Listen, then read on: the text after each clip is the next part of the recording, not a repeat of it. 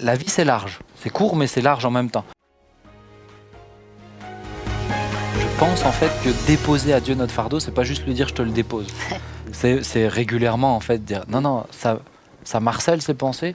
Non, j'arrête. Je les ai laissés à Dieu. C'est Et une Seigneur, méthode. Vraiment, je te le laisse. Alors je pense qu'il n'y a pas de secret. C'est comme quand on a confié notre vie à Dieu. Ouais. Je t'ai confié ma vie. Bon, moi, j'estime plus que je dois diriger ma vie. Mais quand c'est des problèmes qui sont... la vie, c'est large. C'est court, mais c'est large en même temps. Donc, c'est Seigneur, je te l'ai déposé, je me soumets à toi. Bon, là, c'est facile.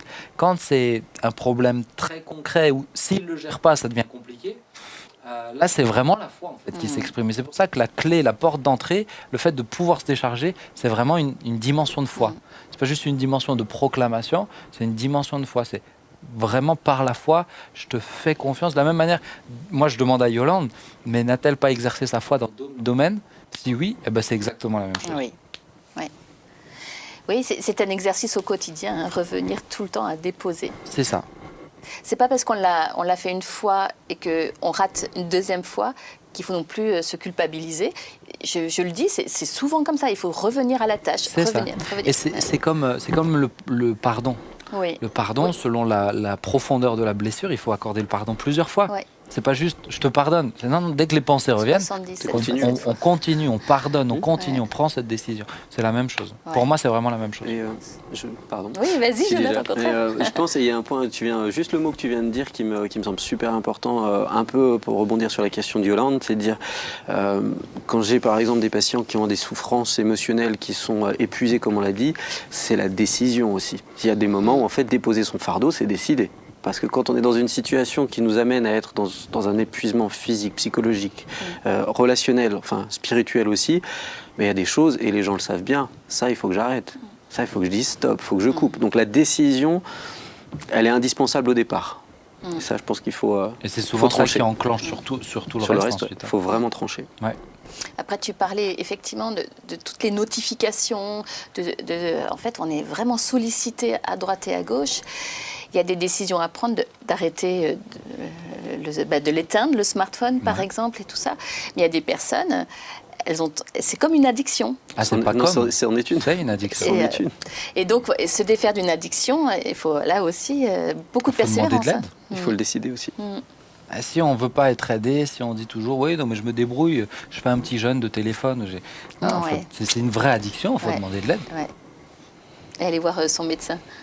C'est une question qu'on pose aux pasteurs. Est-ce qu'on doit aller voir, est-ce qu'on peut aller voir des soignants quand vraiment on est... c'est ce que je disais et je pense que en fait ça c'était important pour moi de le noter et de le dire dans la prédication. Demander de l'aide, c'est pas juste demander de l'aide à un pasteur. Il y a des professionnels et ces gens-là ont été formés, peuvent vous soulager de ce poids-là. Parce que c'est pas eux qui règlent votre problème. Mais mince, des fois c'est eux qui ont les bons outils. Et il faut, pour moi au contraire, je l'encourage.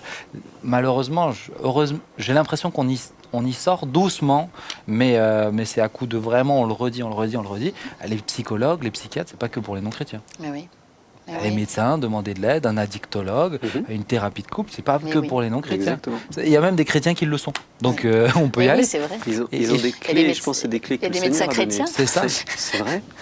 mais même là, tu vois, Nathalie, je me permets, parce que beaucoup de gens me disent « Ah, mais est-ce que tu peux m'orienter vers un psychologue chrétien, un psychiatre chrétien ?» Je le comprends. Mais les autres, ils ont plein de bons outils. Et je vous assure, moi, il n'y a pas que Sophie Guillaume qui était ma psychiatre, qui m'a beaucoup aidé. Le moment où j'ai arrêté mes traitements, c'était un psychiatre non chrétien. Qui a été d'accord, qui m'a dit, tu n'as plus besoin, on essaye de faire sans traitement et on regarde. Mais les psychiatres, enfin, c'est pas parce qu'ils ne sont pas chrétiens qu'ils n'ont pas des outils quand même. Justement, Jonathan, quand quelqu'un est en dépression, vient te voir, qu'est-ce que tu lui dis pour le déculpabiliser de prendre des traitements, par exemple? C'est quand il faut prendre des traitements. Sur les questions médicamenteuses, alors déjà, je rappelle en fait que quand on parle de maladies psychologiques, psychiatriques dans certains cas, mais psychologiques dans ce contexte, on parle de maladie au bout d'un moment. Quand on parle d'épuisement, on parle d'une situation qui est physiologiquement anormale. Donc on est dans des pathologies. Et je fais souvent des parallèles avec des maladies qui sont peut-être moins symbolique, notamment pour les chrétiens, c'est-à-dire mais un patient qui souffre de diabète ne se posera pas la question. S'il a besoin de prendre son insuline, il sait très bien que s'il ne le fait pas, il y a un risque vital derrière. Dans ces situations-là, mais vraiment pas toutes les situations, bien sûr, il est nécessaire dans certains cas, il est vraiment nécessaire parce que le traitement va permettre à la personne de sortir suffisamment la tête de l'eau pour se reconstruire. Une image que tu connais peut-être et que j'aime beaucoup, beaucoup donner, c'est que je dis souvent à mes patients, ces médicaments-là ne vont pas vous guérir. Ce n'est pas leur objectif. Leur objectif, c'est simplement, comme une paire de béquilles donnée à quelqu'un qui se sera cassé un membre, cassé une jambe, de lui permettre de tenir debout le temps que la guérison se fasse. Ce n'est pas les béquilles qui guérissent. Elles donnent simplement le temps pour qu'ensuite, on se débarrasse des béquilles. Tout à fait. C'est une bonne et image c'est prendre du recul avec les traitements qui sont, ils ne remplacent pas le vrai travail, mais ils aident beaucoup et ils permettent parfois de faire le travail. C'est ça.